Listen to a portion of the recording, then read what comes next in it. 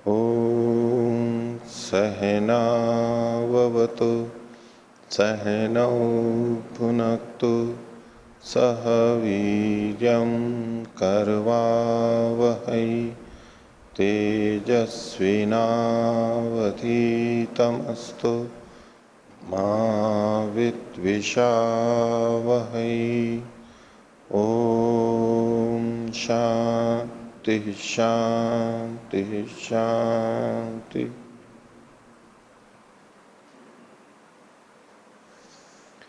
न्याय दर्शन की 30वीं कक्षा। पिछली कक्षा में हमने न्याय दर्शन के प्रथम अध्याय को पूरा किया था, यानी उसका द्वितीय आनिक पूरा हो गया था। आज हम आगे द्वितीय अध्याय का प्रथम आनिक प्रारंभ करते हैं। पिछले आनिक की समाप्ति में, अध्याय की समाप्ति में उन्होंने ये कहा था कि जो ये प्रमाणादि पदार्थ हैं वो उद्दिष्ट हो चुके हैं, उनके नाम हम बता चुके हैं। उद्देश्य मतलब नाम बताना, नाम से परिचित कराना, और वो लक्षित भी किए जा चुके हैं, उनके लक्षण भी बताए जा चुके हैं। और जिनका लक्षण कर दिया गया अब उनकी परीक्षा की जा रही है। और 3 प्रकार से इस शास्त्र की प्रवृत्ति है: उद्देश्य, लक्षण और परीक्षा।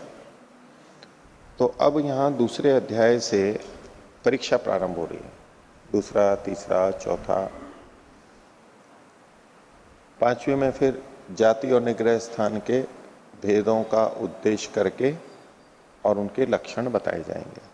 अब परीक्षा का विषय प्रारंभ करें। परीक्षा कैसे करें? तो जो अभी पीछे कहा गया, जो लक्षण बताए गए, उनकी परीक्षा की जाएगी। ये जो लक्षण किया गया ये ठीक था या नहीं था? अतिव्याप्ति अव्याप्ति से तो युक्त नहीं है, जिस चीज को आप समझाना चाह रहे हैं उसको समझा भी पा रहे हैं, नहीं पा रहे हैं, इत्यादि पूर्व पक्षी के द्वारा अलग अलग तरह के प्रश्न उठाए जाएंगे और उनके समाधान किए जाएंगे। बस यही परीक्षा है। ये जो कहा ये ठीक कहा है या नहीं कहा है, आपत्ति खड़ी करेंगे ये गलत है, और फिर उसका समाधान करेंगे ये इस तरह से ठीक है, क्यों ठीक है ये। फिर पक्ष प्रतिपक्ष, प्रश्न प्रतिप्रश्न, उत्तर प्रत्युत्तर, ये सब चलते रहेंगे। तो देखिए द्वितीय अध्याय का प्रथम आनिक भाष्यकार लिखते हैं, अतः ऊर्ध्वम प्रमाणादि परीक्षा।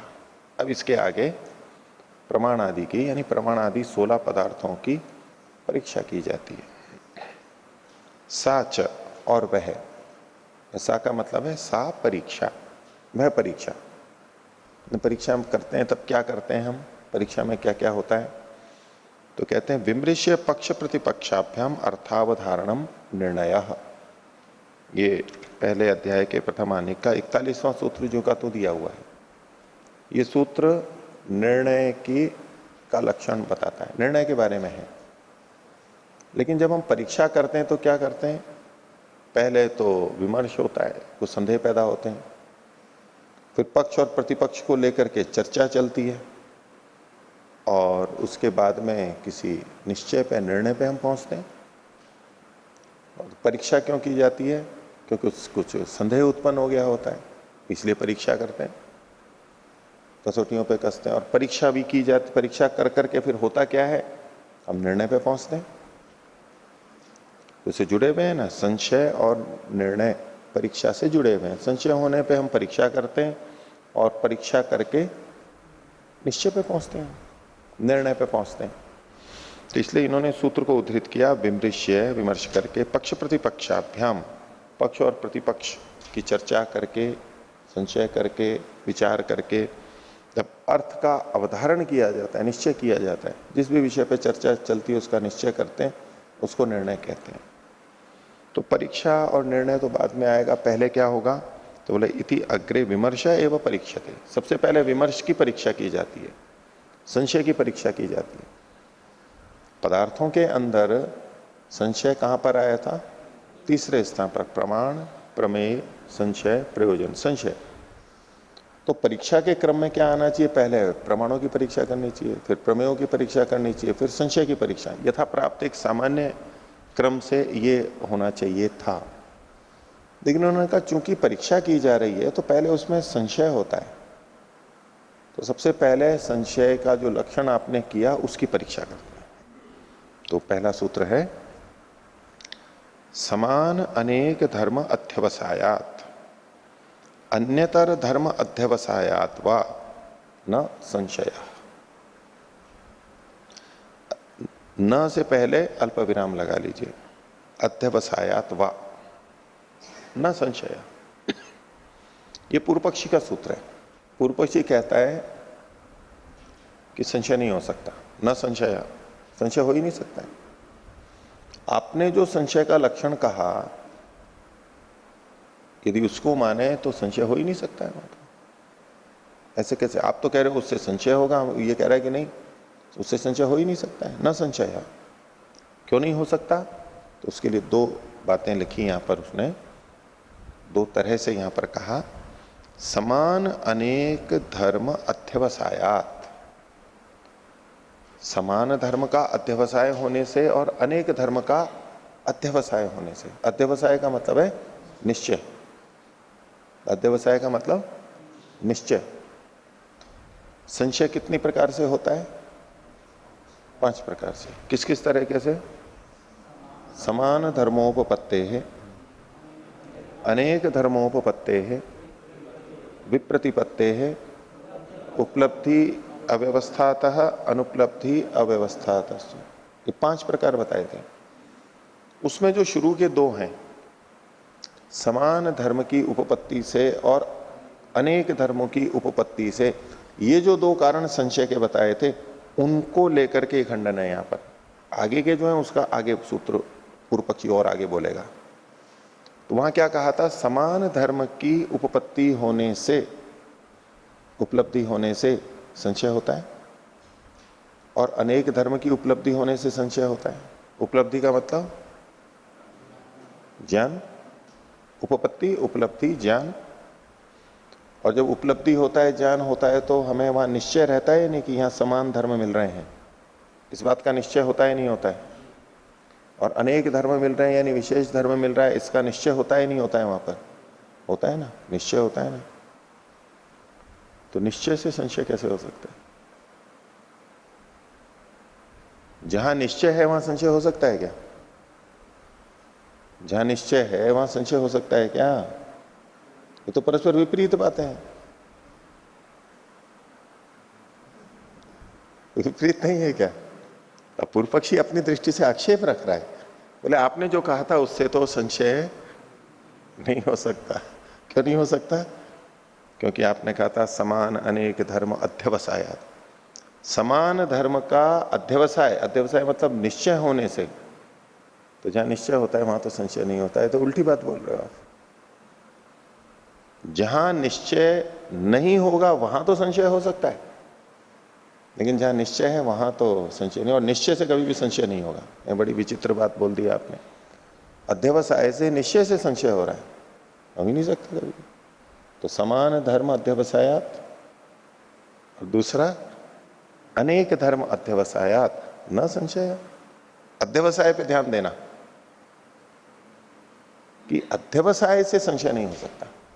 वो अध्यवसाय किसका है? तो समान धर्म का अध्यवसाय कह लो, चाहे अनेक धर्म का, विशेष धर्म का अध्यवसाय कह लो, है तो अध्यवसाय ही दोनों। तो निश्चय से संशय कभी भी नहीं हो सकता, ये उसका तात्पर्य कहने का पूर्व पक्षी का। और आप कह रहे हो कि निश्चय से संशय हो रहा है, हो ही नहीं सकता। ये भी सूत्र का मैं एक सामान्य अर्थ आपके सामने रख रहा हूं, बाकी इसके किस कितने तरीके से अर्थ होते हैं वो आगे भाष्यकार बताएंगे। कई तरीके से अर्थ कर करके बताएंगे, पूर्व पक्षी की दृष्टि अलग अलग तरीके से रखेंगे। अभी सूत्र का सामान्य अर्थ हम देख रहे हैं। समान अनेक धर्म अध्यवसायात न संशय। आगे कहा अन्यतर धर्म अध्यवसायात वा न संशय। अन्यतर धर्म का मतलब है किसी एक के। वहां जो समान धर्म का अध्यवसाय कहा, समान धर्मोपपत्ते, इस समान धर्म के दोनों में देखे जाने से वहां ये होता है ना, संशय कब पैदा होता है? समान धर्म दोनों में देखा जा रहा है। बोले समान धर्म के अध्यवसाय से, दो में, तो क्या कि अन्यतरम धर्म अध्यवसायत्वा, दो की छोड़ो, किसी एक भी धर्म का यदि निश्चय है तो उसे संशय नहीं हो सकता कि समान धर्म इसमें भी मिल रहा है, समान धर्म इसमें भी मिल रहा है। ठीक है, सर्प और रज्जु, अथवा तो पुरुष और स्थाणु, उतना ही आरोह और परिणाम हमारे को दिखाई दे रहा है, लंबाई चौड़ाई हमारे को दिखाई दे रही है। तो ये जो लंबाई और चौड़ाई दिखाई दे रही है, इसका हमें निश्चय है वहां पर कि इतनी लंबाई और चौड़ाई है। सांप और रस्सी में जो संशय हो रहा है, तो कुछ गोल गोल चीज लंबी सी यूं टेढ़ी मेढ़ी है, निश्चयात्मक ज्ञान है या अनिश्चयात्मक ज्ञान है? निश्चयात्मक ज्ञान है, तो उससे तो संदेह कभी भी नहीं हो सकता। समान अनेक धर्मोपपत्ति, और अन्यतर धर्मोपपत्ति का मतलब कि वहां हमारे को दो में होता है कि इतनी लंबाई और चौड़ाई ये पुरुष की है या स्थानों की है। ये जो रस्सी जैसा लंबा टेढ़ा मेढ़ा ये दिख रहा है, ये सांप या रस्सी, ये दो। तो बोले दो की छोड़ो, एक में भी हो तो भी संशय नहीं होगा। तो दो दो में ये इन धर्मों का निश्चय हो रहा है तो संशय हो ही नहीं सकता है। ठीक है, उत्तर तो सिद्धांति आगे देगा, पूर्व पक्षी क्या कह रहा है, किस तरह से खंडन कर रहा है, वो केवल समझिए। और अपने मन में भी आप सोच सकते हैं कि इसका क्या उत्तर होना चाहिए अगर ऐसा कोई बोल दे तो। हमारे को तो संशय में कोई संशय नहीं था ना अभी तक, जो हमने संशय का लक्षण पढ़ा था उसमें कोई संदेह नहीं था ना, लक्षण तो ठीक है बिल्कुल, हमारे को तो यही निश्चय था। अब इसने ये प्रश्न खड़ा कर दिया। तो समान और अनेक धर्मों के अध्यवसाय से और अनेक धर्म के अध्यवसाय से न संशय नहीं होता है, ये सूत्रार्थ हो गया। अब जो मैंने सूत्रार्थ कहा है उसको तो एक तरफ रख दीजिए। अब इसी सूत्र को कुछ अलग अलग तरीके से हम समझेंगे, इधर उधर मिश्रण नहीं करना। जब मैं कहूं ये बस इस बात को छोड़ दो, समझ लिया आपने, एक तरफ रख दो अब इसको। अब दूसरे ढंग से इसको समझते, भाष्यकार ने जिस तरह से इसको समझाया। तो पहली पंक्ति देखिए, समानस्य धर्मस्य अध्यवसायत संशयो न धर्म मात्रात। अब ये कह रहा है कि समान धर्म के निश्चय से संशय होता है। ये पीछे जो मैं बोल रहा था वो अलग बात थी कि जो निश्चय होता है, निश्चय से संशय कैसे हो सकता है, उसको एक तरफ हटा दो। अब अभी क्या बोल रहा है ये, समान धर्म के अध्यवसाय से संशय होता है, न धर्म मात्रात, समान धर्म के होने मात्र से संशय नहीं होता है। वहां सूत्र में क्या कहा गया था, समान धर्मोपपत्ति है, समान धर्म के होने पर। क्या कहा गया था, समान धर्म के होने पर संशय होता है। समान धर्म के होने पर कहां पर होंगे वो धर्म, उस वस्तु में। जो भी समान धर्म है वो कहां होंगे, अपने धर्म ही में होंगे। तो बोले समान धर्म के होने मात्र से संशय नहीं होता है। ये जो कहा ना, न धर्म मात्रात, यानी धर्म के होने मात्र से संशय नहीं होता है। फिर कैसे होता है, बोले समानस्य धर्मस्य अध्यवसायात, समान धर्म का जब हम निश्चय करते हैं तो संशय होता है। हम जब वहां नहीं पहुंचे थे, वो जो स्थाणु या पुरुष कुछ भी था, जब तक हम वहां नहीं पहुंचे थे तब भी उस वस्तु में समान धर्म थे या नहीं थे, थे ना। तो संशय था क्या वहां पर, भाई जो वो स्थाणु या पुरुष जो भी है उतनी लंबाई चौड़ाई वाला वो है वहां पर, वो वस्तु जो भी हो वो वस्तु, और हमें कोई निश्चय नहीं हुआ है, हम है ही नहीं वहां, तो कोई समान धर्म तो है वहां पर। स्थाणु के भी समान धर्म है और पुरुष के भी समान धर्म है। तो समान धर्मों के होने मात्र से संशय हो गया था क्या, हो सकता था क्या, नहीं। और हम वहां पर पहुंचे और समान धर्म का हमारे को अभी निश्चय नहीं हुआ है। समान धर्म है तो सही वहां पर, लेकिन समान धर्म का हमारे को अभी निश्चय नहीं हुआ है। तो बिना निश्चय हुए संशय हो जाएगा क्या, नहीं होगा। अब देखो कहीं भी कोई वस्तु हो, उसके किसी न किसी से समान धर्म तो होंगे ही वहां पर, और किसी न किसी से विशेष धर्म भी होंगे। दोनों तरफ लगा सकते हैं, समान और अनेक दोनों जगह पे। अभी समान को लेके चलिए। हर वस्तु में किसी न किसी वस्तु की समानता के धर्म मिलते हैं। ठीक है, हम इतने मनुष्य हैं, यद्यपि पहचानते हैं सब अलग अलग हैं, लेकिन फिर भी हमारे में बहुत सारी समानताएं हैं। तो हमारे में सब में समान धर्म है या नहीं है? हैं। तो क्या समान धर्म के होने मात्र से हमारे को संदेह हो जाता है? नहीं।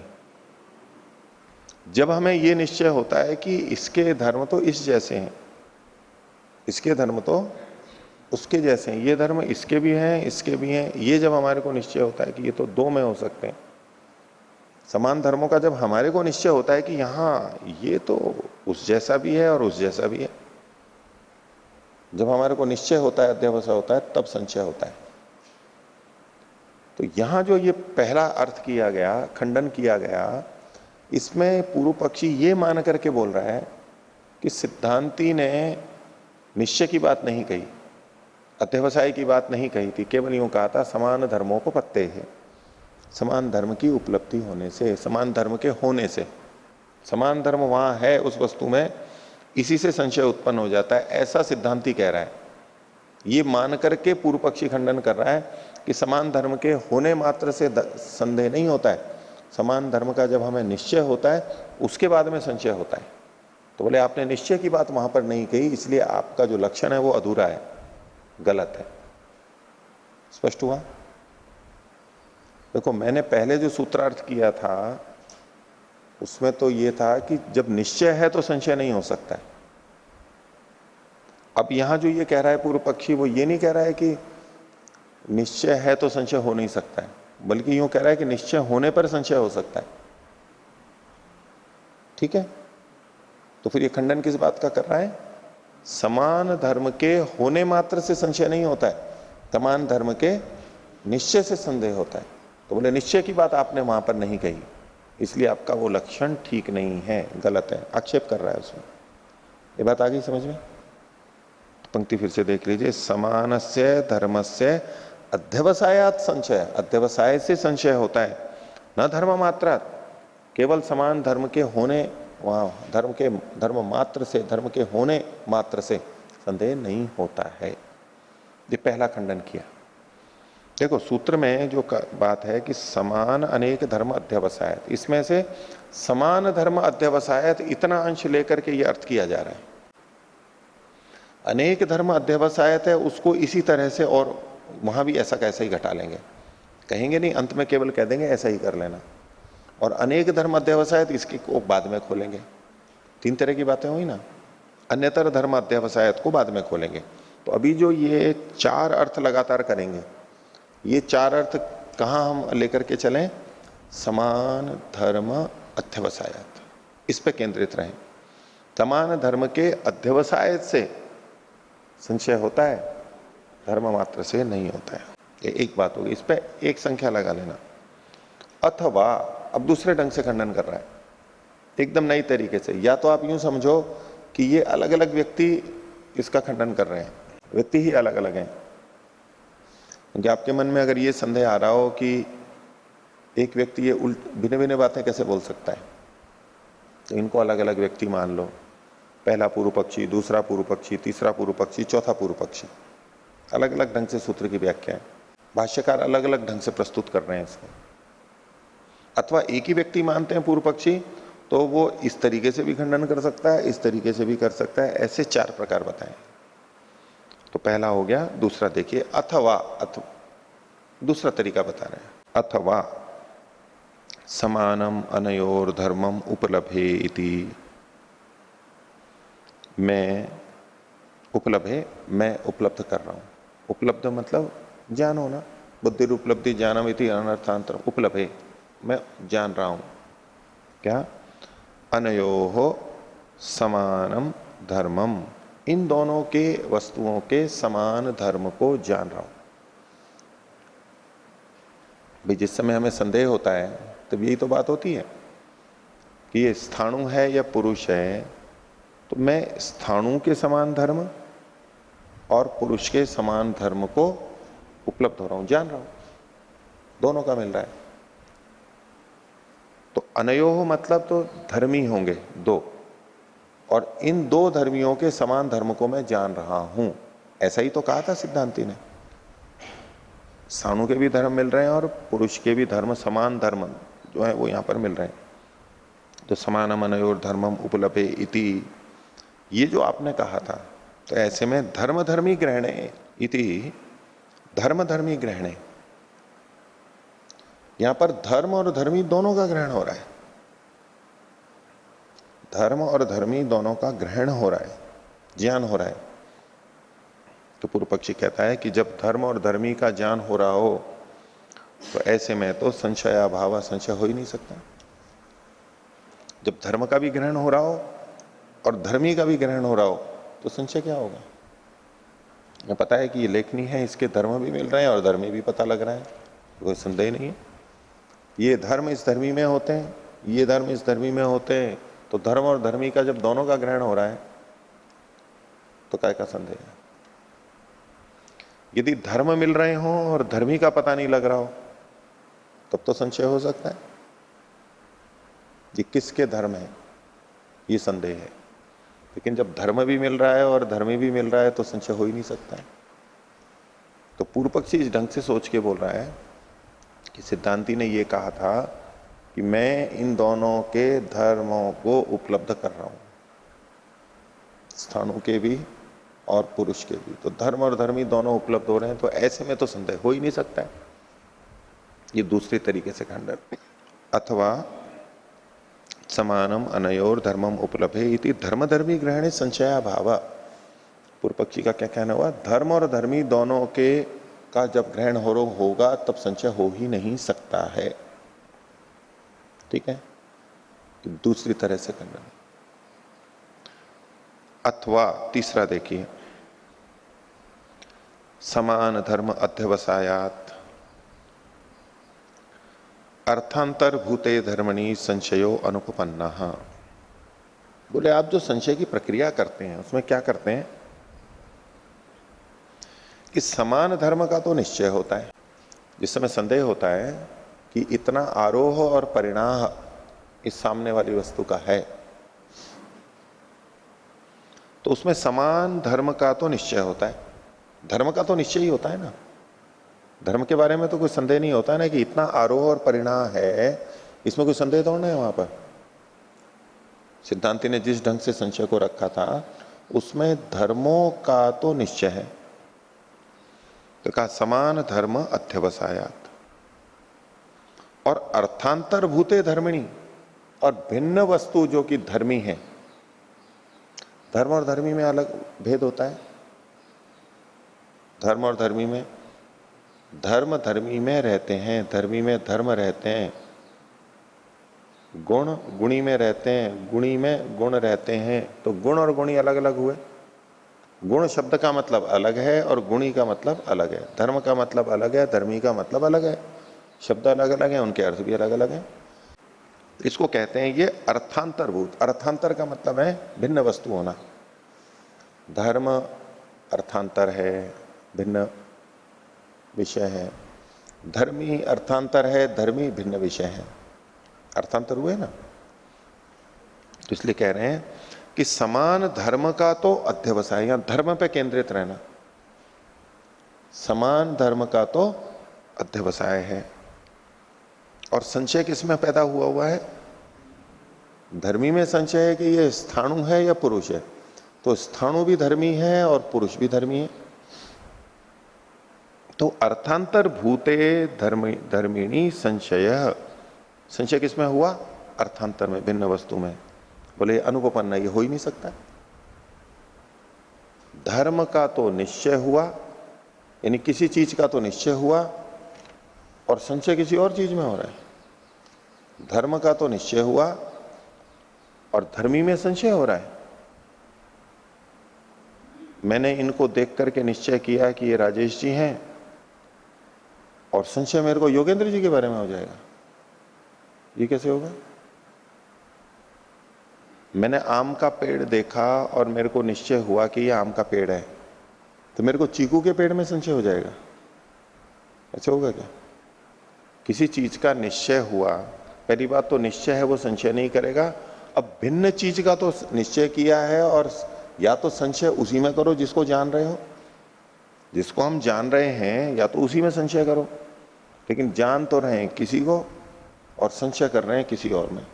जान तो रहे हैं धर्म को और संशय कर रहे हैं धर्मी में, ये कहां से हो सकता है? बात आई समझ में?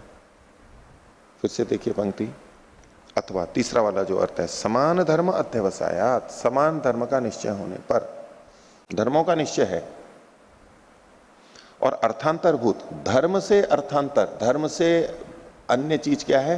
धर्मी। अर्थांतर भूते धर्मिणी, अर्थांतर भूते धर्मिणी, ये विशेषण विशेष भाव से है। अर्थांतर भूत धर्मी में संशय अनुपपन्ना हो ही नहीं सकता है। क्यों नहीं हो सकता है? कैसे नहीं हो सकता है? तो उसको एक उदाहरण से समझा रहा है पूर्व पक्षी। न जातु रूपस्य अर्थांतर भूतस्य, कभी नहीं हो सकता है। न जातु, न जातु कदाचित, अभी कभी भी नहीं हो सकता है। क्या? या कभी न जातु रूपस्य अर्थांतर भूतस्य, एक भिन्न चीज है रूप, जो आंखों से दिखाई देता है। अर्थांत रूपस्य अर्थांतर भूतस्य अध्यवसाय, तो उसके निश्चय होने पर आंखों से जो रूप दिखाई देता है, ये पेड़ है, ये पत्ते हैं, इस रंग रूप के हैं, ये जो अर्थांतर भूत रूप हमारे को दिखाई दिया, उसका निश्चय हुआ, उससे अर्थांतर भूते स्पर्शे न संशय। अर्थांतर भूत स्पर्श, रूप अलग चीज है और स्पर्श अलग चीज है, ये दोनों परस्पर अर्थांतर हैं, भिन्न भिन्न वस्तुएं हैं, भिन्न भिन्न है। तो रूप का निश्चय होने से स्पर्श में संशय कैसे हो सकता है? जिसका ज्ञान हुआ है और उससे भिन्न में संशय थोड़ा ना हो सकता है। या तो उसी में संशय हो, अथवा यूं कहो कि जिसमें संशय हो रहा है उसका ज्ञान नहीं हुआ, ज्ञान नहीं हुआ इसलिए संशय होगा, लेकिन ज्ञान तो हो रहा है रूप में, रूप का, और संशय हो रहा है स्पर्श में। बोले ये इसी तरह से है कि धर्मों का तो निश्चय हो रहा है और धर्मी में आप संशय कह रहे हो, ये हो ही नहीं सकता। बात स्पष्ट हुई? हाँ, यहाँ जो प्रथम पक्ष में प्रस्तुत किया था, धर्म और धर्मी में भेद दिखा रहे थे कि धर्म का निश्चय हो रहा है और धर्मी में संशय हो रहा है। और ऐसा कहते हुए जब आगे न जातु से कहा, तब रूप और स्पर्श दोनों ही धर्म कहे, धर्मी नहीं कहा यहाँ पर। भले ही पूर्व पक्षी है, अपनी बात ये को केवल अर्थांतरभूत दिखा रहा है पूर्व पक्षी, ठीक है? अर्थांतरभूत, धर्म और धर्मी अर्थांतरभूत हैं, रूप और स्पर्श अर्थांतरभूत हैं, बस इतना ही कहना चाह रहे हैं। तो दो पक्ष मान लें यहाँ पे, एक पक्ष में धर्म को निश्चय होने पर धर्मी का संशय नहीं हो सकता, और दूसरे पक्ष में एक धर्म का निश्चय होने पर दूसरे धर्म में संशय नहीं हो सकता। ऐसा नहीं कह रहा है। मूल प्रतिपाद्य विषय तो धर्म और धर्मी का ही है, क्योंकि संशय में हमारा धर्म धर्मी दोनों ही आ रहे हैं। वो तो दार्ष्टान्त है, उसमें तो उसको लागू करना है।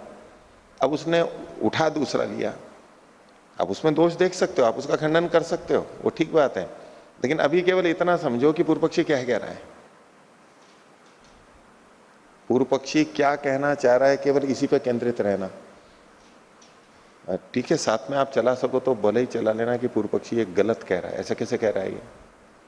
इसका समाधान सिद्धांति करेगा आगे, तब देखना क्या क्या बोला जाता है इसका। अभी पूर्व पक्षी किस तरह से कह रहा है? पूर्व पक्षी केवल अर्थांतर को देख रहा है। धर्म और धर्मी में अर्थांतरता है, रूप और स्पर्श में भी अर्थांतरता है। तो जैसे रूप का निश्चय होने से स्पर्श में संशय नहीं होता, ऐसे ही धर्म का निश्चय होने पर धर्मी में संशय नहीं हो सकता, इसलिए संशय हो ही नहीं सकता है। न संशय, संशय हो ही नहीं सकता है। आपने जो लक्षण किया ये हो ही नहीं सकता है, ये तीसरे ढंग से खंडन किया। हो गई बात? आगे देखिए चौथा, अथवा न अध्यवसायात, न को बाद में बोलेंगे, अध्यवसायात, अध्यवसाय से, अध्यवसाय को ही आगे खोल रहे हैं, अर्थावधारणात, धा के बाद में र लिख लीजिए आकार से, अवधारणात।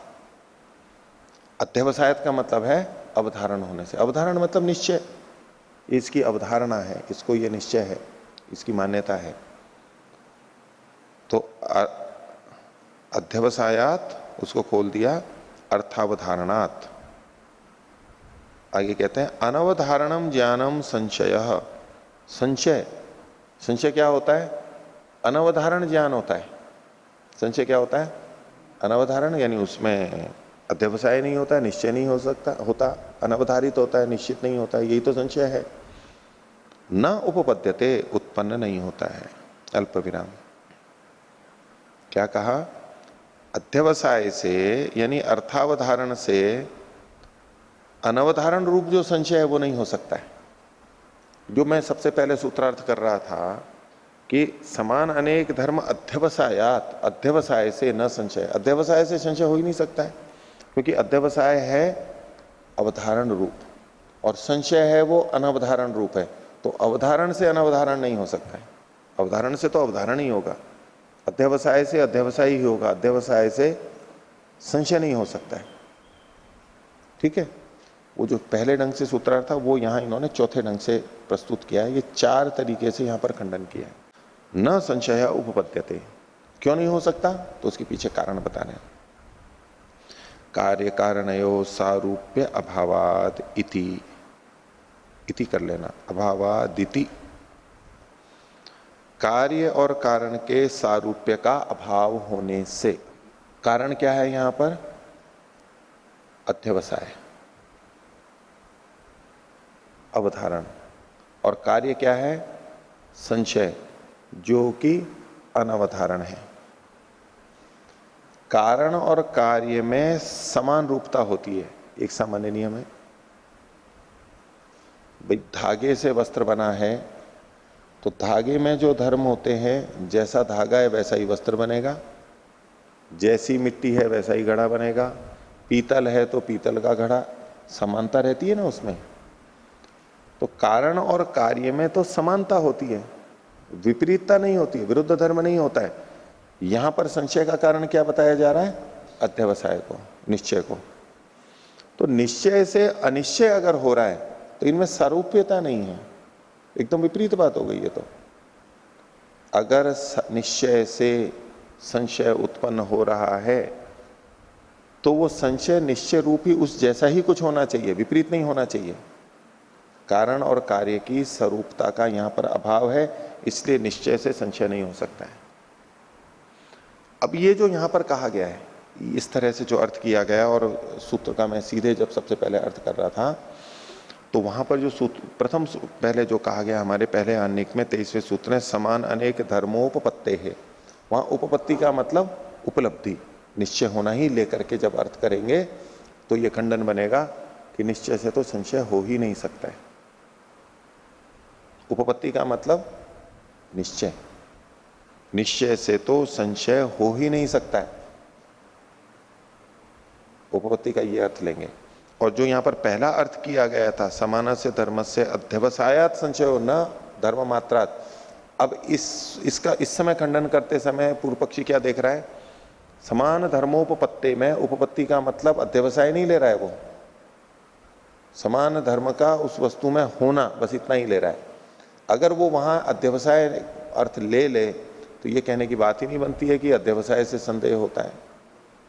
भाई वो तो कह ही रहे हैं अध्यवसाय से संदेह होता है। न धर्म मात्रात, न धर्म मात्रात और अध्यवसाय, इससे क्या पता लगता है कि पूर्व पक्षी संशय वाले सूत्र में क्या अर्थ देख रहा है? अभी ये पहला वाला जो खंडन है उसमें कि वहां उपपत्ति का मतलब निश्चय नहीं है,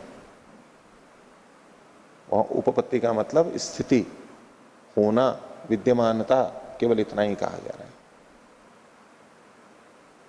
तो समान धर्मोपपत्ते न संशय, इसका 4 प्रकार से खंडन कर दिया। आगे देखिए, एतेन अनेक धर्म अध्यवसायाद इति व्याख्यातम। इसी तरीके से ये जो 4 तरीके बताए हैं, इसी से अनेक धर्म के अध्यवसाय से इसकी भी व्याख्या कर दी गई है, ऐसे ही समझ लेनी चाहिए। जैसे यहां पर समान धर्म अध्यवसायत इसका किया गया था, ऐसे ही अनेक धर्म अध्यवसायत में भी इसी तरह से हम अर्थ ले लेंगे। कैसे करेंगे? जैसे कि पहला वाला है समान से धर्म से अध्यवसायत संशयो न धर्म मात्रात, तो यहां कहेंगे अनेकस्य धर्म से अध्यवसायत संशयो न धर्म मात्रात। समान की जगह अनेक लगा दो बस, बाकी सब ऐसे ही होगा। दूसरे वाले में समानम अनयोर धर्मम उपलब्धे, यहां पर कहेंगे अनेकम अनयोर धर्मम उपलब्धे, ये विशेषता इसमें भी मिल रही है उसमें भी मिल रही है, तो संदेह हो रहा है विशेषता के कारण से, अथवा विशेषता के कहीं भी ना मिलने से भी संदेह होता है, वो भी तरीका है, लेकिन विशेषता के दोनों में मिलने के। इसी तरह से तीसरे में है समान धर्म अध्यवसायात अर्थांतर भूते धर्मणि, तो यहां पर करेंगे अनेक धर्म अध्यवसायात अर्थांतर भूते धर्मणि संशयो अनुपपन्ना। और चौथे में करेंगे न अध्यवसायात, तो चाहे ये तो यहाँ पर समान की जगह अनेक लाने की जरूरत ही नहीं, यहाँ तो सीधे अध्यवसाय से कहा जा रहा है, उसको समान में भी कर लेंगे, समान का अध्यवसाय हो चाहे अनेक का अध्यवसाय हो, अध्यवसाय है बस, अध्यवसाय से उसके विपरीत अनध्यवसाय अनवधारण ये हो ही नहीं सकता, क्योंकि कार्य कारण जैसा होता है, कारण बिल्कुल अलग और कार्य बिल्कुल अलग ऐसा नहीं हो सकता। मिट्टी से दही नहीं बन सकता, मिट्टी के में और दही में कोई सारूप्य नहीं है, और दूध से बन सकता है क्योंकि उसमें सारूप्य है, समान होना चाहिए। तो ये तो असंशय संशय और इसके अवधारण के बिल्कुल अलग अलग है, इसलिए नहीं हो सकता। एतेन अनेक धर्म अध्यवसायात इति व्याख्यातम, ये भी इसी तरह से समझ लेना चाहिए। अब सूत्र का जो अगला भाग था अन्यतर धर्म अध्यवसायात वा न संशय, उसको खोल रहे हैं। अन्यतर धर्म अध्यवसायाच संशयो न भवति, जो का तो लिख दिया इन्होंने, सूत्र का ही अंश है, वाक्य बना दिया। क्यों नहीं होता, क्यों संशय नहीं हो सकता? बोले ततो ही अन्यतर अवधारणम एवं इति, ततः उससे, उससे किससे? अध्यवसाय से। पीछे ये कहा था कि दोनों के समान या अनेक दोनों के अध्यवसाय से संशय नहीं हो सकता। इन्होंने कहा कि दोनों तरफ के नहीं, दोनों में किसी एक के भी अन्यतर धर्म अध्यवसाय च संशयो न भवति ततो ही अन्यतर अवधारणम एवं इति, उससे तो, उससे किससे? अध्यवसाय से। तो ये जो कहा ना अन्यतर धर्म अध्यवसाय, तो अन्यतर धर्म के अध्यवसाय से, ये ततः को से उसका ग्रहण करेंगे, अन्यतर धर्म के अध्यवसाय से तो अन्यतर अवधारणम एवं, अन्यतर का अवधारण ही होगा, संशय कहां से हो सकता है? इसको दूसरे ढंग से देखना। अन्यतर को आप वहां उस तरह से देखिए, धर्म और धर्मी के रूप में। धर्म अलग है और धर्मी अलग है, ये अन्यतर शब्द से कहा जाएगा। तो क्या है? अन्यतर धर्म अध्यवसायाच, अन्यतर के, अन्यतर धर्म के अध्यवसाय से, यहां धर्म शब्द साक्षात पढ़ा गया है। धर्म ये एक अन्यतर है, किससे भिन्न है? धर्मी से। धर्म और धर्मी को ध्यान में रखना। तो अन्यतर धर्म के अध्यवसाय से संशय नहीं हो सकता। क्यों? तो उससे तो, यानी अन्यतर धर्म के अध्यवसाय से तो अन्यतर अवधारणम, यहां अन्यतर का मतलब लेंगे धर्मी, धर्मी का निश्चय ही होगा। धर्म और धर्मी में अन्यतर है, तो किसी एक के, अन्यतर का मतलब किसी एक के निश्चय से दूसरे का निश्चय ही होगा, अनिश्चय नहीं होगा। धर्म के निश्चय से धर्मी का निश्चय ही होगा, अनिश्चय नहीं होगा। अन्यतर धर्म अध्यवसाय। ठीक है, कहने का तात्पर्य पूर्व पक्षी का यही बनेगा कि भले ही पीछे उसने एक अलग ढंग से कहा था कि धर्मी का निश्चय करो, धर्मी का तो निश्चय किया और धर्मी में संशय कैसे उत्पन्न हो सकता है, वो एक प्रश्न अलग ढंग से रखा था। धर्मी धर्म का निश्चय किया तो धर्मी में संशय कैसे हो सकता है, जो तीसरी व्याख्या थी, जिसको स्पर्श और रूप से, रूप और स्पर्श से लेके बताया था कि समान धर्म अध्यवसायत अर्थांतर भूते धर्मणी संशय अनुपपन्ना, अर्थांतर भूत जो धर्मी है उसमें तो संशय हो ही नहीं सकता है। ठीक है, अर्थांतर भूत में संशय नहीं हो सकता है। तो यहां अलग ढंग से कहा जा रहा है कि अन्यतर धर्म का अध्यवसाय है, तो उससे तो अन्यतर का, अन्यतर धर्मी का अध्यवसाय ही होगा, निश्चय ही होगा। ये एक अलग ढंग से इसकी व्याख्या की गई है। तो अन्यतर धर्म अध्यवसाय च संशयो न भवति, क्यों?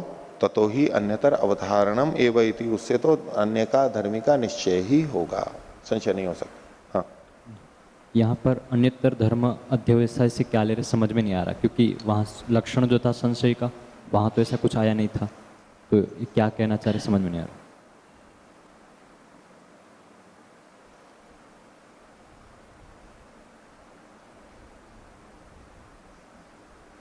देखो ये जो है ना सूत्र में तो वहां नहीं कहा है, भले ही मूल में भले ही नहीं कहा है, वहां अपने को क्या देंगे, जब हम समान अनेक धर्मोपत्ते है विप्रतिपत्ति उपलब्धि अनुपलब्धि, वहां जो था समान अनेक धर्म के उपलब्धि होने पर, तो वहां पर दो चीजें हम लेते हैं। तो इस पंक्ति की कई तरीके से व्याख्या की जाती है। एक तो धर्म और धर्मी को लेकर के, एक तो मैंने आपके सामने रखी, और अन्यतर का मतलब है किसी भी धर्म के निश्चय से, उससे बस उसका निश्चय ही होगा, संशय क्यों होगा। अन्यतर का मतलब अन्यतर धर्म, और जो मैंने अभी पहले बोला था उसमें ततो अन्यतर, यहां अन्यतर का मतलब धर्मी लेकर के मैंने बोला था, ठीक है। अब इसको पलट के देखो, ततो अन्यतर अवधारणा में वह, तो उस अन्यतर का मतलब यहां पर फिर धर्म ही ले लीजिए। किसी एक धर्म के अध्यवसाय से संशय नहीं होगा, उससे तो उस धर्म का अवधारण ही होगा। अब यहां अन्यतर का मतलब वो कोई एक धर्म, कोई एक धर्म, जो कोई एक धर्म लिया है उस धर्म के अध्यवसाय से तो उस वो जो कोई था उसका अवधारण ही होगा। अब दोनों जगह अन्यतर का मतलब अन्यतर धर्म, कोई सा धर्म लिया, ये दूसरी व्याख्या कर रहा हूं मैं। पहले जो बोला था अन्यतर यानी भिन्न तो धर्म है, उसका तो निश्चय हुआ, उससे अन्य का यानी धर्मी का तो निश्चय ही होगा। अनिश्चय क्यों होगा, निश्चय से अनिश्चय नहीं हो सकता, भले ही वो दूसरे का हो। ये एक अलग ढंग से व्याख्या है। दूसरा यहां पर जो दो है, अन्यतर को लेंगे, पीछे जो समान और अनेक धर्म कहे गए थे, समान धर्म की उपलब्धि से संशय होता है, अनेक धर्म की उपलब्धि से संशय होता है, तो समान और अनेक दो चीजें कही गई थी ना। तो अन्यतर मतलब किसी दो में से एक, समान हो चाहे अनेक हो, कुछ भी ले लो, अन्यतर धर्म के अध्यवसाय से, चाहे समान धर्म हो चाहे अनेक धर्म हो, वो जो सूत्र में कहा गया था उसको, उनमें से किसी एक को अन्यतर धर्म के अध्यवसाय से संशय नहीं हो सकता, उससे तो अन्यतर का यानी उन दो धर्मों में से समान हो या अनेक हो, उनमें से किसी एक का निश्चय ही होगा, संशय नहीं हो सकता। इस ढंग से प्रस्तुत किया गया, ठीक है। तो संशय ऐसे हो नहीं सकता है। आपने कहा था समान धर्मोपत्ते अनेक धर्मोपत्ते, उनसे तो संशय हो नहीं सकता है, तो इस संशय के कारण ही नहीं है। आगे देखिए, हाँ बोलो।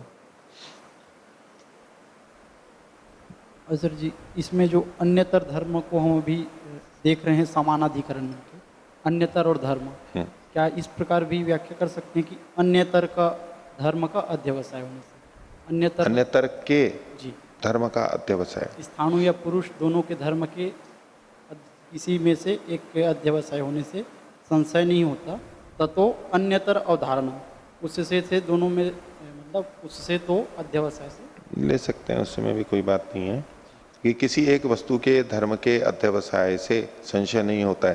लेकिन वो इसमें थोड़ा दिक्कत ये है कि वहां हमारे को किसी एक के धर्म का निश्चय नहीं हो पा रहा है ना, ऐसा है ही नहीं वहां संदेह के अंदर कि किसी एक धर्मी के धर्मों का हमारे को निश्चय हो जाए। और अगर उसको लेना भी है तो हम इस तरह से लेंगे, आप जिस तरह कह रहे हो ले सकते हैं उसको, कि जब स्थाणु या पुरुष में ये आरोह और परिणाम दिखाई दे रहा है तो हमारे को इतना तो निश्चय है कि इतना आरोह और परिणाम पुरुष में होता है, नहीं पुरुष में इतना आरोह परिणाम हो सकता है, इसमें हमारे को कोई संदेह नहीं है। और इतना आरोह और परिणाम स्थाणु में हो सकता है, इसमें भी हमारे को कोई संदेह नहीं है। तो पुरुष में इतना आरोह और परिणाम देख करके उस आरोह और परिणाम से उस अन्यतर में, उस धर्मी में संशय कैसे हो सकता है, ठीक है। अन्यतर के, इन्होंने अर्थ जो किया है अन्यतर के यानी धर्मी के, आपके अन्यतर का मतलब यहां पर धर्मी, और तो बनेगा धर्मी के धर्म का अध्यवसाय होने से संशय नहीं हो सकता, तो उससे तो अन्यतर अवधारणा में, अन्यतर यानी धर्मी का निश्चय ही होगा। किसी भी धर्मी के धर्म को देखने से संशय नहीं हो सकता। धर्म को देखने से तो धर्मी का निश्चय ही होगा। ठीक है, उस तरह भी कर सकते हैं। अगला सूत्र देखिए, दूसरा, विप्रतिपत्ति अव्यवस्था अध्यवसायाच। विप्रतिपत्ति और अव्यवस्था के अध्यवसाय से, यहां भी अभी अध्यवसाय पे केंद्रित है ये। जैसे पिछले सूत्र में समान अनेक धर्म अध्यवसायात और अन्यतर धर्म अध्यवसायात। अध्यवसाय से निश्चय से संशय नहीं हो सकता, उसी चीज को पकड़ करके रखिए। तो अपने वहां जब पहले सिद्धांती ने संशय के कारण कहे थे, तो उसमें तीसरा कारण था विप्रतिपत्ति का, विपरीत प्रतिपत्ति। वो ये कह रहा है, वो ये कह रहा है, इसलिए संदेह उत्पन्न हो रहा है। तो ये कह रहा है कि विप्रतिपत्ति का अध्यवसाय होने से भी संदेह नहीं हो सकता। हमें पता है ना कि ये व्यक्ति ऐसा कह रहा है, ये निश्चित है हमारे को। ये व्यक्ति ऐसा कह रहा है, ये भी हमारे को निश्चित है। इस पुस्तक में ये कहा गया, ये हमारे को निश्चित है कि हाँ ये पुस्तक ये कह रही है। और इस पुस्तक में ये कहा गया, ये भी हमारे को निश्चित है। निश्चय है ना, अध्यवसाय है। तो अध्यवसाय से संशय कैसे हो सकता है? ये व्यक्ति कह रहा है कि ईश्वर है, इस बात का हमें निश्चय है ना कि ये व्यक्ति कह रहा है ईश्वर है। ये व्यक्ति कह रहा है कि ईश्वर नहीं है, ये भी हमें निश्चय है ना कि ये व्यक्ति ऐसा कह रहा है कि ईश्वर नहीं है। दोनों बातों का निश्चय है या नहीं है? तो निश्चय से संशय कैसे हो सकता है? उसी शैली में बोल रहा है पूर्व पक्षी, लेकिन विप्रतिपत्ति पे लगा के बोल रहा है। पहले समान और अनेक धर्म पे कहा था, यहां विप्रतिपत्ति पे लगा करके बोल रहा है कि अध्यवसाय से तो निश्चय नहीं हो सकता है। अध्यवसाय से निश्चय नहीं हो सकता है, विप्रतिपत्ति। और ऐसे ही अव्यवस्था पे लगाएंगे। हमें अव्यवस्था क्या है? अव्यवस्था दो तरह की थी, दोनों का ग्रहण हो जाएगा, उपलब्धि की अव्यवस्था और अनुपलब्धि की अव्यवस्था। उपलब्धि की अव्यवस्था क्या है? कि वस्तु के होते हुए वो वस्तु उपलब्ध होती है और वस्तु के न होते हुए भी उपलब्ध हो जाती है। ये उपलब्धि की अव्यवस्था बताई थी। और अनुपलब्धि की अव्यवस्था क्या थी? कि वस्तु के न होने पर अनुपलब्धि है और वस्तु के होने पर भी अनुपलब्धि हो जाती है। ये अनुपलब्धि की व्यवस्था है। तो अनुपलब्धि की व्यवस्था है ना, व्यवस्था का क्या मतलब होता है? निश्चय, निश्चितता। तो जब ये निश्चितता है कि कभी वस्तु के होने पर भी उपलब्ध होता है, न होने पर भी उपलब्ध होता है, ये निश्चित है या नहीं ज्ञान? ये ज्ञान अपने आप में निश्चित है या नहीं है? तो जब निश्चित है तो उससे संशय कैसे हो सकता है?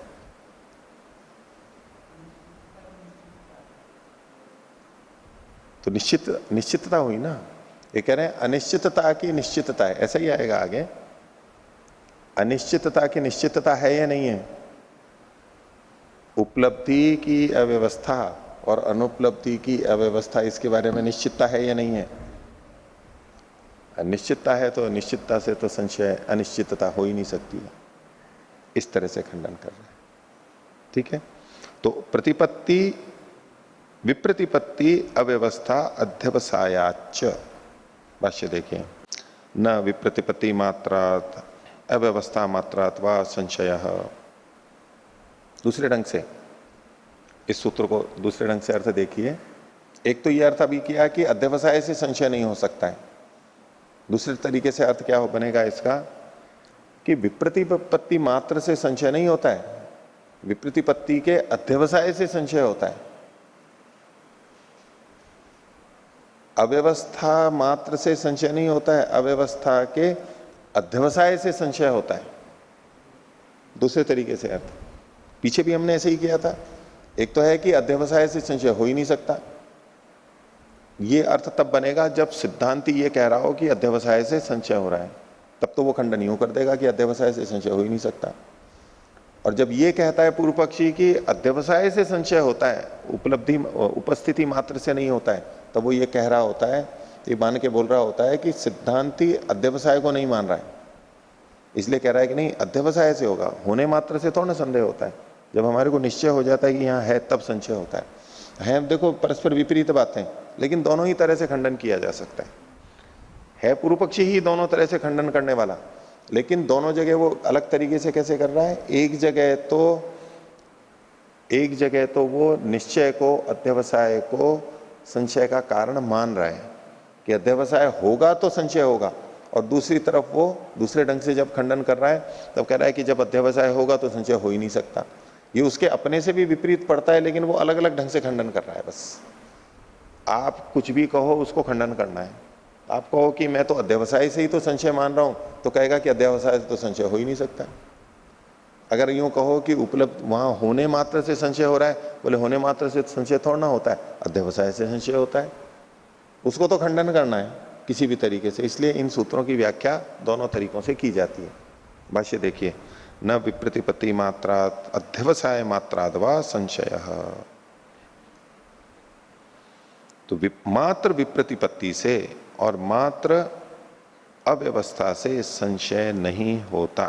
तो किमतर ही, फिर संशय होता कैसे है? तो उसका पहला उत्तर देता है कि विप्रतिपत्ति, विप्रतिपत्ति ती के बाद में पर लिखा हुआ है, इसको प है, ये र हटा लीजिए। विप्रतिपत्तिम उपलब्धमानस्य संशय, विप्रतिपत्ति को जो उपलब्ध कर रहा है, प्राप्त कर रहा है, उसमें संशय होता है। विप्रतिपत्ति हो भले ही, वो ये कहता है कि ईश्वर है, वो कहता है कि ईश्वर नहीं है, लेकिन हमें वो उपलब्धि नहीं हुई है अभी कि ये क्या मानता है और ये क्या मानता है। तो विप्रतिपत्ति तो पहले से भी थी, वो मानता है ईश्वर है, ये कहता है ईश्वर नहीं है, वो कहता है ईश्वर सर्वव्यापक है, वो कहता है ईश्वर एकदेशी है, वो कहता है ईश्वर साकार है, वो कहता है ईश्वर निराकार है। ये जो विपरीत बातें थी वो तो थी पहले से। संशय कब होगा? जब हमें वो विपरीत बातें उपलब्ध होगी। तो इसलिए कह रहा है कि विप्रतिपत्तिम उपलब्धमानस्य संशय, जब हम उसको उपलब्ध करते हैं तो संशय होता है, विप्रतिपत्ति होने मात्र से संशय नहीं होता है। इस ढंग से खंडन कर रहा है। एवं अव्यवस्थायाम अपि, बोले अव्यवस्था में भी ऐसे ही होता है। अव्यवस्था के होने मात्र से संशय नहीं होता है, अव्यवस्था के उपलब्धमान होने से संशय होता है। कोई व्यक्ति है जो उसको उपलब्ध कर रहा है, अव्यवस्था मिल रही है उसको, तो संशय पैदा होगा, अव्यवस्था के होने मात्र से नहीं होता है। ये एक बात हुई, एक तरह से इसने उत्तर दिया। जो किम तरही पूछा था उसका एक तरह से उत्तर दिया है। ये सूत्र की एक तरह से व्याख्या है। अब अथवा करके दूसरी व्याख्या चल रही है। अस्ति आत्मा इति एके, कुछ लोग मानते हैं कि आत्मा है चेतन तत्व। नास्ति आत्मा इति अपरे मन्यन्ते, कुछ लोग ये मानते हैं कि आत्मा नहीं होती है। इति उपलब्धे है कथम संशय स्यादिति, तो इतना इसकी उपलब्धि होने से, यानी इसका निश्चय होने से संशय कैसे होगा? यहां भी देखो ये दूसरे ढंग से व्याख्या है। पहले ही जो व्याख्या भाष्य में की गई थी वो क्या थी कि उपलब्ध होने पर संशय होता है, अध्यवसाय होने पर संशय होता है। होने, वस्तु के होने मात्र से, उपलब्ध होने मात्र से नहीं होगा, वहां होने मात्र से नहीं होगा। और अब जो खंडन कर रहा है वो कह रहा है अत्यंतम मन्यन्ते इति उपलब्धे कथम संशय स्यात्, ये उपलब्धि होने पर, निश्चय होने पर संशय कैसे हो सकता है? तथा उसी प्रकार से उपलब्धि अव्यवस्थिता अनुपलब्धिश्च अव्यवस्थिता इति, और जब अगर यह है कि उपलब्धि भी अव्यवस्थित है और अनुपलब्धि भी अव्यवस्थित है।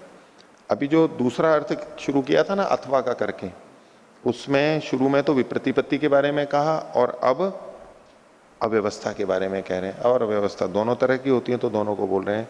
तथा उपलब्धि अव्यवस्थिता अनुपलब्धिश्च अव्यवस्थिता इति विभागेन अध्यवसिते, इस प्रकार विभाग करके, अलग अलग करके अध्यवसाय होने पर, अध्यवसित यानी निश्चय होने पर संशयो नोपपद्यते इति, संशय हो ही नहीं सकता। अध्यवसाय है तो संशय हो ही नहीं सकता।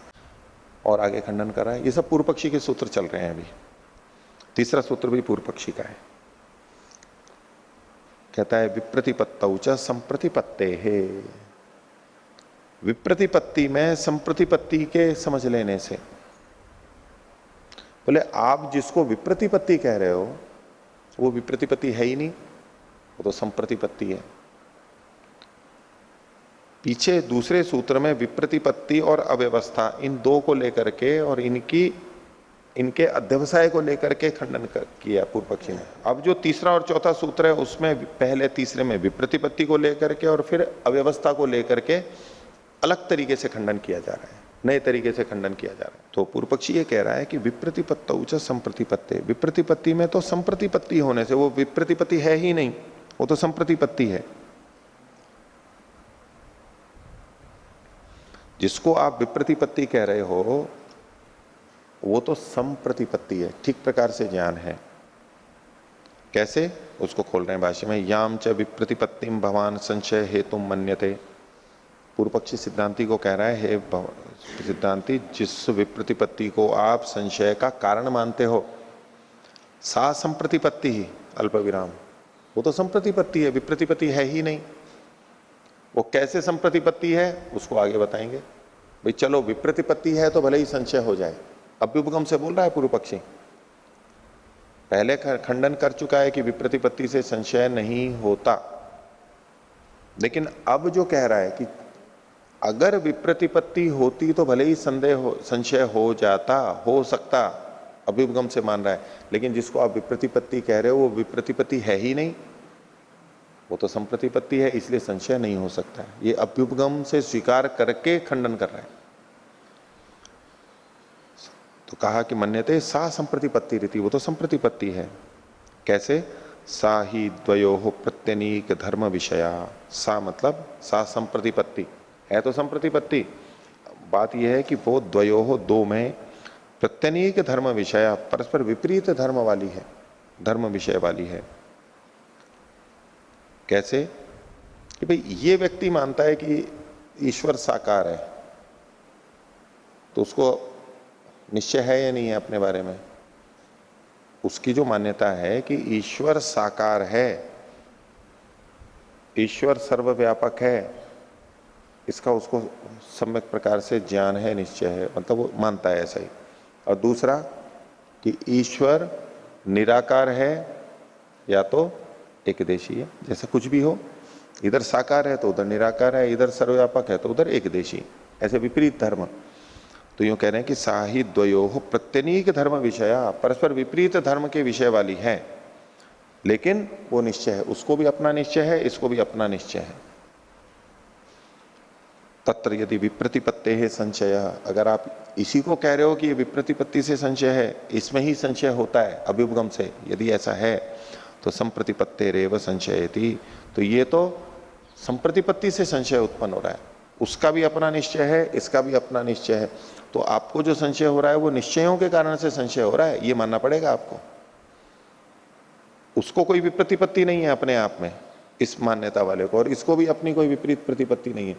उसके मन में संदेह हो, इसके मन में संदेह हो, उसके कारण से हमारे अंदर संदेह आ रहा हो, बोले तब तो ठीक था। इसका संदेह और उन संदेहों से अपने अंदर संदेह आ गया। इसको संदेह है, इसको भी संदेह है, तो मेरे को भी संदेह हो गया। बोले संदेह से संदेह तो ठीक है, पैदा हो जाता, लेकिन आप जिस तरह से बोल रहे हो, वो मानता है कि ईश्वर है और ये कहता है कि ईश्वर नहीं है, तो वो संशय में नहीं है, वो निश्चय है। वो भी निश्चय में है, वो भी निश्चय में। दो निश्चयों से संशय कैसे पैदा हो सकता है? उसका भी निश्चय, इसका भी निश्चय, उससे संशय कैसे पैदा हो सकता है? निश्चय से तो संशय पैदा नहीं हो सकता।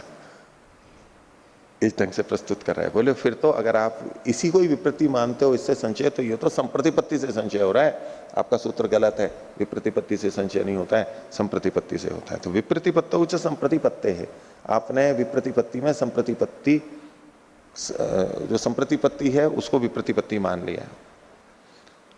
चौथा सूत्र, अब अव्यवस्था के बारे में फिर से खंडन कर रहा है। चौथा सूत्र है अव्यवस्थात्मनि व्यवस्थितत्वात्। इसमें छपने में ठीक नहीं हो तो ठीक कर लेना इसको। अव्यवस्थितत्वात् च अव्यवस्थायाः, इसको ऐसे अन्वय करेंगे। सबसे पहले लेंगे अव्यवस्थायाः, अव्यवस्थात्मनि व्यवस्थितत्वात्। अव्यवस्थाया एक संख्या, अव्यवस्थात्मनि दूसरी संख्या और व्यवस्थितत्वात् तीसरी संख्या। अव्यवस्था के अब इसमें उपलब्धि की अव्यवस्था और अनुपलब्धि की अव्यवस्था दोनों का ग्रहण हो जाएगा। अव्यवस्था के, ये जो अव्यवस्था है वो कैसी है? अव्यवस्थात्मनि, अव्यवस्था के रूप में, आत्मनि मतलब स्वरूप में। ये जिसको आप अव्यवस्था कह रहे हो वो अव्यवस्था के रूप में व्यवस्थित है। व्यवस्थित है मतलब जब हमने ये कहा कि वस्तु के होते हुए भी उपलब्ध होता है और न होते हुए भी उपलब्ध होता है, ये बात निश्चित है या नहीं है? व्यवस्थित है या नहीं है? व्यवस्थित है ना? ऐसा होता है या नहीं? होते हुए भी उपलब्ध होता है और न होते हुए भी उपलब्ध हो जाता है, तो ये बात निश्चित व्यवस्थित है या नहीं है? अव्यवस्था है। अव्यवस्था ये है कि उपलब्ध होते हुए भी उपलब्ध हो जाता है और न होते हुए भी उपलब्ध होता है, ये अव्यवस्था तो है, लेकिन ये अव्यवस्था व्यवस्थित है या नहीं है? निश्चित है या नहीं है? है। और ऐसे ही अनुपलब्धि की भी ले लीजिए, न होते हुए अनुपलब्ध हो रहा है और होते हुए भी अनुपलब्ध हो रहा है। ये जो अव्यवस्था है ये निश्चित है या नहीं है? व्यवस्थित है या नहीं है? तो बोले ये जो अव्यवस्था है, अव्यवस्था या अव्यवस्थात्मनि व्यवस्थितत्वात्, अव्यवस्था के रूप में तो वो व्यवस्थित है, और जो व्यवस्थित होता है उससे तो संशय हो ही नहीं सकता। देखिए भाष्य, न संशय, न संशय ये सूत्र का अंश है, पीछे से जो अनुवृत्ति आ रही है, न संशय प्रथम सूत्र में है ना, न संशय, उसको सब जगह लगाते चले जाएंगे, दूसरे सूत्र में भी यहां भी लग जाएगा। तो न संशय सूत्र का शेष भाग हो गया। खोल रहे हैं इसको, यदि तावद इयम अव्यवस्था आत्मनि एव व्यवस्थिता, अगर ये अव्यवस्था, जिस अव्यवस्था का आपने उल्लेख किया, आत्मनि मतलब अपने स्वरूप में, स्वस्वरूप में ही व्यवस्थिता व्यवस्थित है, तो व्यवस्थानाद अव्यवस्था न भवति, चूंकि ये व्यवस्थित है तो उसको अव्यवस्था नहीं कह सकते। व्यवस्थित है तब इसको अव्यवस्था नहीं कह सकते, निश्चित हो गई वो तो।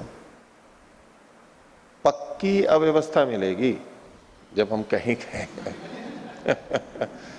अव्यवस्था कार्यक्रमों में अव्यवस्था होती है ना, माइक की अव्यवस्था हो गई, बैठने की अव्यवस्था हो गई, समय पे शुरू नहीं हो रहा है, जिनका वक्ता का नाम लिया वो वक्ता ही नहीं है वहां पर, वो वज्रोपदेशक ही नहीं है, इस तरह की जो अव्यवस्थाएं होती हैं, अभी बिजली ही नहीं जली है, अभी संचालक ही नहीं है, ये जो अव्यवस्थाएं हम कहीं किसी भी कार्यक्रम में कहीं देखते हैं तो हमें पता है कि ये अव्यवस्था तो होगी। तो अव्यवस्था जो है वो व्यवस्थित है, तो अव्यवस्था नहीं रही। जब आप उसको व्यवस्थित कह देते हो तो अव्यवस्था कैसे रहेगी? जैसे भारत के लिए बोल देते हैं निंदित अर्थ में भारतीय समय, वो भारतीय समय नहीं, भारत देश का और इंग्लैंड देश का वो नहीं, इंडियन टाइम, भारतीय समय है, भारतीय समय अनुसार। तो 5 बजे का समय है तो भारतीय समय अब 5 बजे नहीं शुरू होगा वो कार्यक्रम, 5:30, 6, 7 बजे प्रारंभ होगा, वो भारतीय समय है बोलते हैं ना क्यों ऐसा क्यों बोल देते हैं? क्योंकि हमारे यहाँ प्राय ऐसा होता रहता है हमारे कार्यक्रमों में, जो लिखा हुआ है तो बोले कि लिखा हुआ है इतनी बजे का, अरे ये तो भारतीय समय है, वास्तविक समय अलग होगा। तो ये जो अव्यवस्था है, व्यवस्थानात् अव्यवस्था न भवति अल्प विराम इति अनुपपन्नः संशय, इसलिए संशय हो ही नहीं सकता है। अव्यवस्था चूंकि व्यवस्थित है इसलिए संशय नहीं हो सकता है। आगे, अथ अव्यवस्था आत्मनि न व्यवस्थिता, अगर आप कहो कि ये जो अव्यवस्था है ये अपने आप में व्यवस्थित नहीं है, निश्चित नहीं है, अगर आप ऐसा कहो तो उल्टा फंसेगा। क्या फंसेगा? एवं अतादात्म्यात्, इसमें दा के बाद में त और जोड़ लीजिए, एवं अतादात्म्यात्, तादात्म्यात् अव्यवस्था न भवति इति संशयाभाव। जब वो निश्चित नहीं है अव्यवस्था तो उसका अपना स्वरूप ही नहीं है वह। भाई अव्यवस्था का स्वरूप क्या है? अव्यवस्थित रूप में रहना। अगर अब वो यूं कहे कि ये अव्यवस्थित रूप में नहीं है अव्यवस्था व्यवस्थित रूप में नहीं है ऐसा कोई कहने लगे, क्योंकि व्यवस्थित कहा तब तो बोले व्यवस्थित से तो संशय हो नहीं सकता। तो बोले ये जो अव्यवस्था है वो अव्यवस्थित है, और अव्यवस्थित है तो संशय हो सकता है अगर ऐसा कोई कह दे तो। ये जो अव्यवस्था है ये कैसी है? अव्यवस्थित है। तो अव्यवस्था जब अव्यवस्थित होगी इसका मतलब क्या हुआ कि अव्यवस्था नहीं है वहां पर, अव्यवस्था अपने रूप में व्यवस्थित नहीं है। तो अव्यवस्था यदि अव्यवस्थित है तो वो अपने स्वरूप में ही नहीं है, तो जब अव्यवस्था है ही नहीं वहां पर तो भी संशय नहीं होगा। तो व्यवस्था यदि व्यवस्थित है तो भी संशय नहीं होगा व्यवस्था से, और यदि अव्यवस्था अव्यवस्थित है अपने रूप में नहीं है तब तो संशय हो ही नहीं सकता है। इसलिए आपने जो कहा उपलब्धि की अव्यवस्था और अनुपलब्धि की अव्यवस्था से, तो उससे तो संशय हो ही नहीं सकता है। हो गया खंडित। और एक बात कह रहा है पूर्व पक्षी, 5वां सूत्र, तथा अत्यंत संशय तद्धर्म सातत्योपपत्ते है। बोले यदि आप ये मानते हो कि इनसे संशय होता है तो बोले फिर तो अत्यंत संशय पैदा होगा। अत्यंत संशय का मतलब समाप्त, हमेशा रहने वाला, समाप्त न होने वाला संशय पैदा हो जाएगा। अगर इन्हीं कारणों से, ये जो आपने 5 कारण बताए संशय के, अगर इनसे संशय होता है तो, अभ्युपगम की भाषा में बोल रहा है पूर्व पक्षी मान करके, यद्यपि खंडन कर ही रहा है कि इससे संशय नहीं होता है। यदि इन 5 से संशय होता है तब तो अत्यंत संशय होगा, यानी संशय की निवृत्ति नहीं होगी। क्योंकि सिद्धांति क्या मानता है कि इन कारणों से संशय होता है और संशय हट भी जाता है। तो बोले कि अगर इन कारणों से संशय होता है तो संशय कभी भी समाप्त नहीं होगा। क्यों नहीं होगा उसका कारण बता रहे हैं। तो पहले का क्या, पहले प्रतिज्ञा गई तथा अत्यंत संशय, अगर ऐसा माने तथा आपके जैसा, तब तो अत्यंत संशय हो जाएगा। क्यों? हेतु दे रहा है, तद्धर्म सातत्य उपपत्ते है, उस धर्म के लगातार मिलने से। किस धर्म के? समान और अनेक धर्म के मिलने से, विप्रतिपत्ति के मिलने से, और उपलब्धि अनुपलब्धि की अव्यवस्था से। वो तो बोले अभी भी है, वो हट जाती है क्या कभी? कभी भी नहीं हटती है। जब कारण है तो कार्य होता है, तो कारण तो कभी भी हट नहीं रहा है। जो आपने 5 कारण बताए वो कभी भी नहीं हटेंगे, सदा विद्यमान रहेंगे। अभी बताते हैं कैसे रहेंगे। ये जो 5 कारण जिनसे संशय उत्पन्न होता है, ये पांचों के पांचों कारण तो हमेशा ही बने रहेंगे, कभी हटेंगे ही नहीं। और अगर कारण नहीं हटेगा तो कार्य भी नहीं हटेगा, तो संशय तो हमेशा बना रहेगा। या तो ये मानो कि इन 5 कारणों से संशय नहीं होता है, जो पहले वाला खंडन था, और अगर आप इन 5 कारणों से संशय को उत्पन्न हुआ मानते हो तो बोले ये तो अत्यंत संशय हो जाएगा, जो कि अपने आप में दोष है, कभी भी समाप्त नहीं होने वाला संशय होगा। जबकि आप तो कहते हो संशय समाप्त हो जाएगा। तो देखिए, ये न कल्पेन भवान समान धर्मोपपत्ते संशय इति मन्यते। जिस प्रकार से, कल्पेन मतलब प्रकार से, जिस प्रकार से आप, ये पूर्व पक्षी सिद्धांति को कह रहा है, जिस प्रकार से आप समान धर्म की उपपत्ति से संशय ऐसा मानते हो, तेन खलु अत्यंत संशय प्रसज्जते, उससे तो अत्यंत संशय प्रसक्त हो जाएगा। प्रसक्त हो जाएगा मतलब ये दोष है, ये दोष आ जाएगा कि अत्यंत संशय हो जाएगा। क्यों? बोले समान धर्मोपपत्ते है अनुच्छेदात, क्योंकि समान धर्म की उपपत्ति का अनुच्छेद तो होगा नहीं। उपपत्ति मतलब उपलब्धि का, समान धर्म की उपलब्धि का उच्छेद यानी नाश तो वहां पर होगा नहीं, और इसलिए संशय अनुच्छेद, संशय का अनुच्छेद भी नहीं होगा, संशय भी नहीं हटेगा। देखो इसको यूं समझिए, स्थाणु और पुरुष का उदाहरण, आरोह और परिणाह कुछ विशेष प्रकार का हमारे को मिला, इतनी ऊंचाई और चौड़ाई की कोई चीज दिखाई दे रही है, और उससे हमारे को संदेह है कि ये पुरुष है या स्थाणु है। ये जो इतनी ऊंचाई और चौड़ाई है, ये कभी वहां से हटेगी? हटेगी कभी? जब तक वस्तु है तब तक तो रहेगी ना। वो वस्तु ही नहीं रहे तो हट जाए, वो तो एक अलग बात है, वो कभी भी नहीं हटेगी ना। संशय किस कारण से पैदा हुआ था? समान धर्म की उपपत्ति से, और समान धर्म वहां पर सदा बना रहेगा। सदा मतलब जब तक वो द्रव्य है तब तक। तो जब तक वो द्रव्य है तब तक उसका वो धर्म भी है, और वो धर्म से ही संशय है, तो संशय भी सदा बना रहेगा, कभी खत्म नहीं हो, समाप्त नहीं हो सकता है। ठीक है ना? इसे का अत्यंत संशय उत्पन्न हो जाएगा। ऐसा ही अनेक धर्म की उपपत्ति से भी कह सकते हैं, उपलब्धि अनुपलब्धि की अव्यवस्था से भी कह सकते हैं, विप्रतिपत्ति की। विप्रतिपत्ति है, उसने ये कहा और इसने ये कहा, इसलिए हमारे को संदेह है, तो ये तो हमेशा यही कहता रहेगा कि ईश्वर है, और ये हमेशा यही कहता रहेगा कि ईश्वर नहीं है, वो तो कहते ही रहेंगे। तो जब तक वो कहते रहेंगे तब तक हमारे को संशय ही बना रहेगा। क्या संशय बना रहना चाहिए, क्योंकि विप्रतिपत्ति के कारण से संदेह हो रहा है, तो विप्रतिपत्ति तो अभी भी बनी हुई है, तो फिर तो संदेह भी बना ही रहना चाहिए, कभी हमारा संदेह हट ही नहीं सकता। उपलब्धि की अव्यवस्था पहले भी थी, आज भी है, तो फिर तो हमारा संदेह भी सदा ही बना रहना चाहिए, और ऐसे ही अनुपलब्धि की अव्यवस्था भी। अत्यंत संशय की प्राप्ति होने लगी, ये बहुत बड़ा दोष है, जबकि संशय तो निवृत्त होता है। तो ऐसा कहकर के भी वो अभ्युपगम से उन कारणों को स्वीकार भी कर रहा है, लेकिन वास्तव में उनको खंडित कर रहा है। ये 5 कारण जो आपने बताए थे ये ठीक नहीं है, इससे तो अत्यंत संशय उत्पन्न हो जाएगा। आई बात समझ में? पंक्ति फिर से देख लीजिए। समान धर्मोपपत्ते है अनुच्छेदात संशय अनुच्छेद है। समान धर्म की उपपत्ति का यानी उपलब्धि का अनुच्छेद होने से, वहां न हटने के कारण से संशय अनुच्छेद है, संशय का अनुच्छेद नहीं होगा।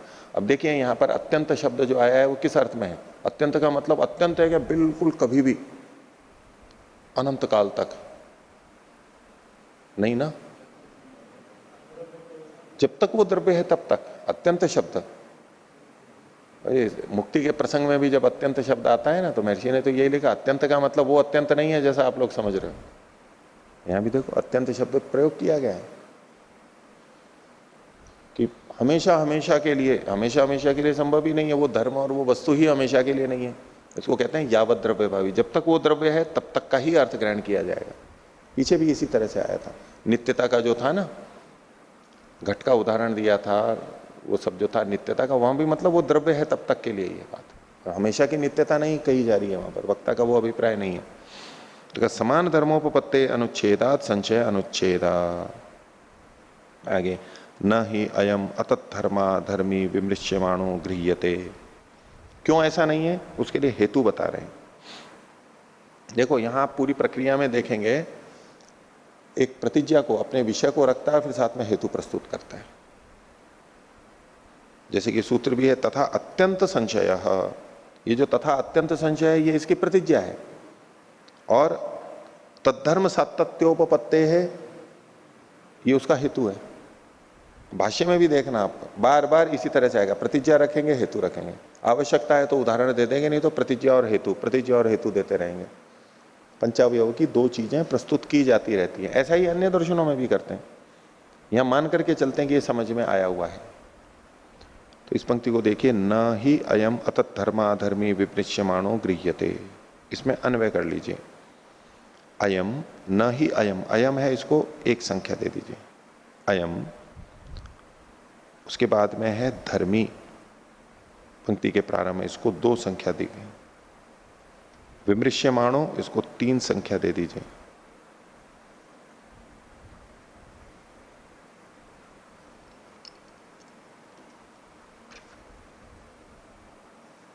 अतत धर्मा, इसको 4 संख्या दे दीजिए।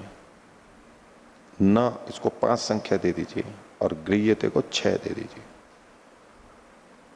मैं अन्वय बोल रहा हूं, अयम धर्मी विमृश्यमाण न विमृश्यमाण अतत धर्मा न गृह्यते। अयम धर्मी, ये जो धर्मी है वो वस्तु, स्थाणु या पुरुष जो भी हमारा जिस भी प्रसंग में लेंगे, अयम धर्मी, ये जो धर्मी है, यह विमृश्यमाण, संशय किया जाता हुआ, जब उसके बारे में संशय कर रहे हैं तब, न अतत धर्मा गृह्यते, उस धर्म से रहित, तत्धर्मा मतलब उस धर्म वाला, और अतत धर्मा का मतलब है उस धर्म से रहित, न गृह्यते, कभी भी गृहित नहीं होगा। जब जब भी हम उसकी परीक्षा करेंगे तब तब वो उस आरोह और परिणाम से युक्त, उस धर्म से युक्त ही गृहित होगा। न ही अयम अतत धर्मा धर्मी विमृश्यमाणो गृह्यते, अयम धर्मी विमृश्यमाण न अतत धर्मा न ही गृह्यते, बिना धर्म वाला कभी भी गृहित नहीं होगा। इसका मतलब क्या हुआ, उसको आगे खोल रहे हैं, तात्पर्य जो निकल के आ रहे हैं, सततम तू तत्धर्मा भवती इति, सदा ही वो उस धर्म से युक्त रहता है। अब यहां सदा का मतलब भी क्या है, जब तक द्रव्य है तब तक उसमें वो धर्म आरोह परिणाम मिलेंगे। तो इसलिए जिस धर्म के कारण से आप संशय की उत्पत्ति मान रहे हैं, वो धर्म तो वहां पर सदा मिलेगा, और सदा मिलेगा तो सदा ही संशय बना रहेगा। इससे, लेकिन वास्तव में सदा संशय बना नहीं रहता है। इससे पता लगता है कि जिन धर्मों से आप संशय की उत्पत्ति मान रहे हो, वो धर्म संशय को उत्पन्न नहीं करते हैं, वो गलत कथन है आपका। ठीक है, तो इन 5 सूत्रों से संशय को खंडित कर दिया इसने। आपका लक्षण ठीक नहीं है, गया। संशय का जो लक्षण सिद्धांति ने दिया था, उस लक्षण में संशय पैदा हो गया या नहीं? सिद्धांति ने संशय का जो लक्षण दिया था, उस पर पूर्व पक्षी के आक्षेपों को सुन करके संशय के लक्षण में संशय पैदा हो गया या नहीं हो गया? नहीं, अभी तो उसने प्रस्तुति दी है, ठीक है। अब आप इसको वितंडा क्यों कहो, इसको वितंडा कैसे कह दिया आपने? नहीं, स्थापना क्यों नहीं है इसकी, ऐसे कैसे कह रहे हो?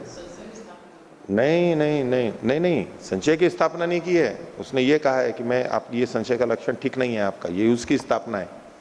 वितंडा के प्रसंग में आया था ना कि मैं आपका खंडन करूंगा, अगर ये स्वीकार कर लेता है तो वो वितंडात्व को छोड़ देता है। यही उसका लक्ष्य है, मेरे को आपका पक्ष खंडित करना है। उसने कहा कि ये लक्षण संशय का नहीं है, इन कारणों से संशय नहीं हो सकता, ये उसकी स्थापना है।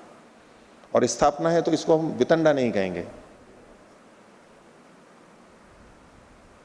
इसने अपनी बात को रखा है, अब इसको आप वाद कहें या जल्प कहें, वो तो आगे निश्चय कर लेना।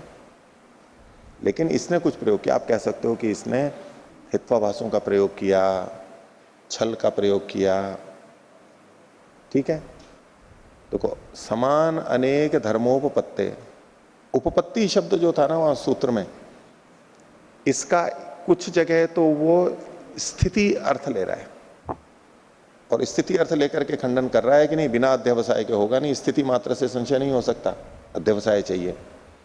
और कुछ जगह पे वो उस उपपत्ति का अध्यवसाय अर्थ ले रहा है और कह रहा है कि अध्यवसाय से निश्चय से संशय कैसे हो सकता है।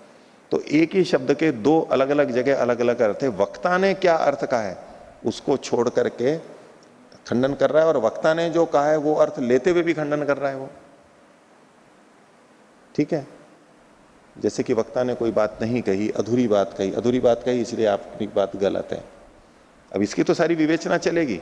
आप पीछे का जो आपने देख रखा है उसके आधार पर सोचना कि यहाँ क्या किया था इसने पूर्व पक्षी ने। तो समाधान को तो हम आगे पढ़ेंगे, अभी केवल हमने पूर्व पक्ष पढ़ा है। और पूर्व पक्ष को ठीक तरह से समझना कि पूर्व पक्षी कह क्या रहा है, वहां इस चिंता में, विचार में अधिक नहीं जाना कि इसने क्या गलत कहा है, वो तो हम समझेंगे आगे, भाष्यकार स्वयं बताएंगे। पहले ये अच्छी तरह समझना कि पूर्व पक्षी कह क्या रहा है और किस दृष्टि से कह रहा है। तो जब उसका उत्तर आएगा, समाधान आएगा, तो भी हम समझें अच्छा हाँ यार इसलिए ये समाधान आया है, ऐसी स्थिति में ये समाधान किया जाता है, इस तरह से ऐसा खंडन किया जाता है। तो आज का पाठ इतना ही रखते हैं। प्रणव।